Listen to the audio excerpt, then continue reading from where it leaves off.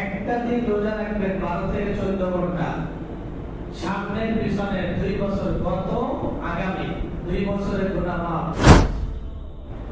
আল্লাহ রাসূল সাল্লাল্লাহু আলাইহি সাল্লাম তিনি ইরশাদ করেন, সিয়াম ইয়াউমি আরাফা, কোন ব্যক্তি যদি আরাফার দিনে রোজা রাখে, আরাফার দিন রোজা পালন করলো, আহতাসিবু আলাল্লাহ, আল্লাহ তাআলার কাছে আমি আশা করি আইয়ুকাফিরাস সানাতাল্লাতী ক্বাবলাহা ওয়াল্লাতী বা'দাহা, যে তার গত এবং আগামী যে বছর চলে গেছে সামনের বছর 2 বছরের গুনাহ আল্লাহ তাআলা মাফ করে দিবেন। সুবহানাল্লাহ, সুবহানাল্লাহ। মানে 2 বছর গুনাহ মাফ করছে, এটা কি পছন্দ হয় না আপনাদের? একটা দিন রোজা রাখবেন 12 থেকে 14 ঘন্টা, সামনের পিছনের 2 বছর গত আগামী 2 বছরের গুনাহ মাফ। তাই সুবহানাল্লাহ অবস্থায় 2 বছরের গুনাহ আল্লাহ তাআলা মাফ করে দিবেন। সুবহানাল্লাহ,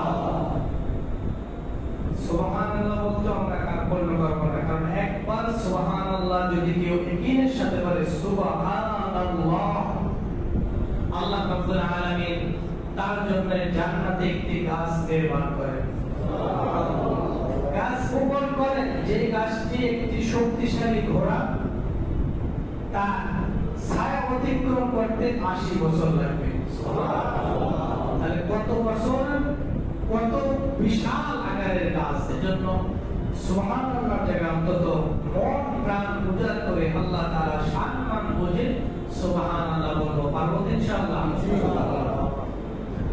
অন্য আরেকটি হাদিস হযরত আয়েশা রাদিয়াল্লাহু তাআলা আনহা তিনি বর্ণনা করেন, আরাফাতের দিনের রোজা আল্লাহ রাব্বুল আলামিনের কাছে 1000 দিনের রোজার চেয়েও আরো শ্রেষ্ঠ।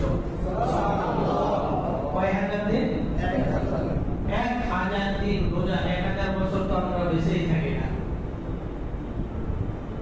1000 দিন, 1000 দিনই কত? প্রায় 80 উপরে মনে হয় নাকি? না, তা তো না। 1000 দিন, তাই না? তাহলে মাস হলে কত? 3-4 বছরের যাই হোক, তাহলে 3-4 বছর টানা দিয়ে রোজা রাখা হয়, এরকম তো সম্ভব হয় না।